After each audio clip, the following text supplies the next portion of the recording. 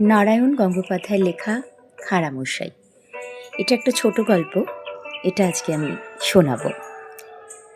বিদ্যালয়ে পাওয়া যে জ্ঞান, সেটা দ্বারাই যে কেবল বা জ্ঞানী হওয়া যায়, পরীক্ষায় পাশ করলেই যে শিক্ষা সম্পূর্ণ হয় তা কিন্তু নয়। আমাদের চারপাশের জগৎ, নিজেদের দেশ সম্বন্ধে জ্ঞান থাকা খুব প্রয়োজন। আর এই কাজটা বিদ্যালয়ের বাইরে থেকে, পরিবার, পরিজন এবং চারপাশের পরিবেশ থেকেই লাভ করা যায়। এতে বাস্তব জ্ঞানের সীমা প্রসারিত হয়। এক্ষেত্রে অভিভাবক আর শিক্ষক দুপক্ষেরই একটা সক্রিয় সহযোগিতা থাকে। এই গল্পটাতে খাঁড়ামশাই আর দুই মাস্টারের কথোপকথন রয়েছে। খাঁড়ামশাইয়ের ছেলে চিচিঙ্গে অঙ্ক আর ভূগোল পরীক্ষায় পাশ করতে না পারায় স্কুল থেকে প্রমোশন পায়নি। খাঁড়ামশাই তা জানতে পেরে দুই মাস্টারকে ডেকে পাঠান এবং তাদের সঙ্গে কথাবার্তার পর অভিভাবক আর শিক্ষক সকলেই বুঝতে পারেন যে প্রকৃত শিক্ষা কীরকম হওয়া উচিত। গল্পটা তাহলে শুরু করি। বংশীবদন খাঁড়ার ছেলে হংসবদন, যার ডাকনাম চিচিঙ্গে, সে ভ্যাঁ ভ্যাঁ করে কাঁদতে কাঁদতে বাড়ি এলো। ঝোলা গুড়ের ব্যবসায়ী বংশীবদন তখন নাকের নিচে চশমা নামিয়ে 232 মণ গুড়ের হিসেব করছিলেন। বিরক্ত হয়ে বললেন, ক্যা হয়েছে রে চিচিঙ্গে? অমন করে শিয়ালের বাচ্চার মতন কাঁদছিস কেন? শিয়ালের বাচ্চা নিশ্চয়ই ভ্যাঁ ভ্যাঁ করে কাঁদে না, কিন্তু বংশীবদন ও সব গ্রাহ্য করেন না। আর কি কে এগুলোকে তিনি ক্যা বলেন। চিচিঙ্গে বললে, হেডমাস্টার ক্লাসে তুলে দেয়নি। ক্যা বললি? হেডমাস্টার আমাকে। ঠাঁই করে বংশীবদন একটি চড় বসিয়ে দিলেন চিচিঙ্গের গালে। বললেন, পাঁঠার বাচ্চা কোথাকার! হেডমাস্টার তোর গুরুজন না, বিদ্যের গুরু, বাপের চেয়েও বড়। কেন মাস্টার মশাই, হেডমাস্টার মশাই, হেড স্যার এইসব বলতে পারিস নে?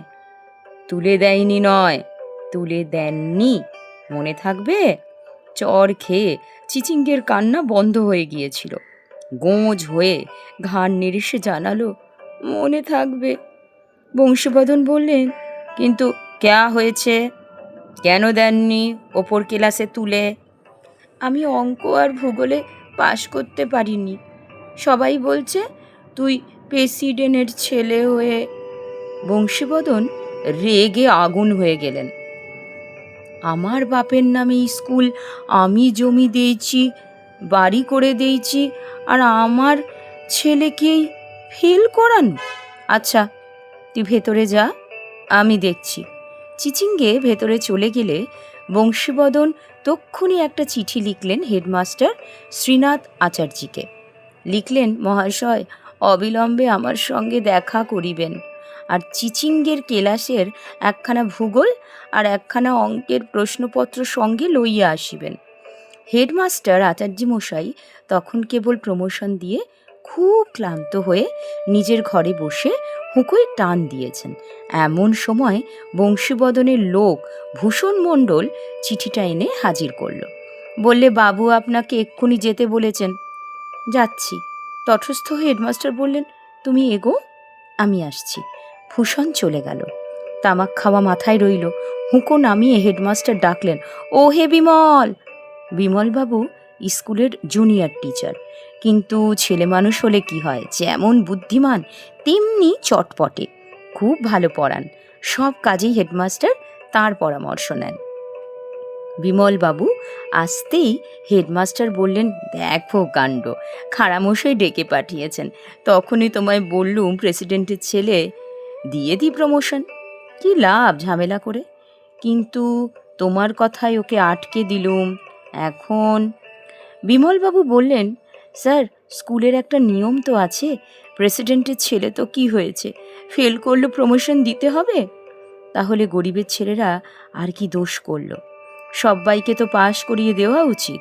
আরে উচিত অনুচিত আর মানছে কে? যার টাকা আছে ওসব তার বেলায় খাটে না। এখন খাঁড়ামশাই যদি খেপে যান, তাহলে আমাদের অবস্থাটা ভাবো। তার টাকায় স্কুল, তিনি প্রেসিডেন্ট। এদিকে সায়েন্স ব্লকের জন্যে সামনের মাসে 15,000 টাকা দেবেন কথা আছে। এখন যদি বিগড়ে যান, আমরা মারা পড়ে যাব। বিমলবাবু মাথা নেড়ে বললেন, আমার তা মনে হয় না স্যার। খাঁড়ামশাই অত অবিবেচক নন। টাকা অনেকেরই আছে, কিন্তু এরকম মহৎ মানুষ দুজন দেখা যায় না। স্কুল করেছেন, হেলথ সেন্টার খুলিয়েছেন, 2 মাইল রাস্তা করেছেন, নিজেদের খরচে গ্রামের লোকের জন্যে 3টি টিউবওয়েল করে দিয়েছেন। কত লোককে যে 2 হাতে দান করেন তার হিসেব নেই। তিনি নিশ্চয়ই বুঝবেন।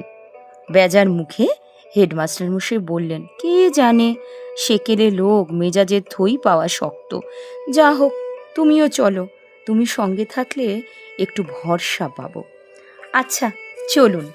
দুজনে গিয়ে হাজির হলেন খাঁড়ামশাইয়ের বাড়িতে। বংশীবদন 232 মণ ঝোলা গুড়ের কতটা ইঁদুর খেয়েছে, আর নাগরি ফুটো হয়ে কতটা নষ্ট হয়েছে, কতটাই বা আরশোলা পিঁপড়ের পেটে গেছে, এই সব লোকসানের হিসেবের মধ্যে তলিয়েছিলেন। হেডমাস্টার আর বিমলবাবুকে দেখে প্রথমটায় বললেন, ক্যা ব্যাপার আপনারা, বলতে বলতেই তার চিচিঙ্গের কথাটা মনে পড়ে গেল। আজকে এই গল্পটা এখানেই শেষ করলাম। তার মানে এই নয় যে শেষ করে ফেললাম। আবার ফিরে আসবো এর পরবর্তী অংশ নিয়ে। সবাই খুব ভালো থেকো। ধন্যবাদ।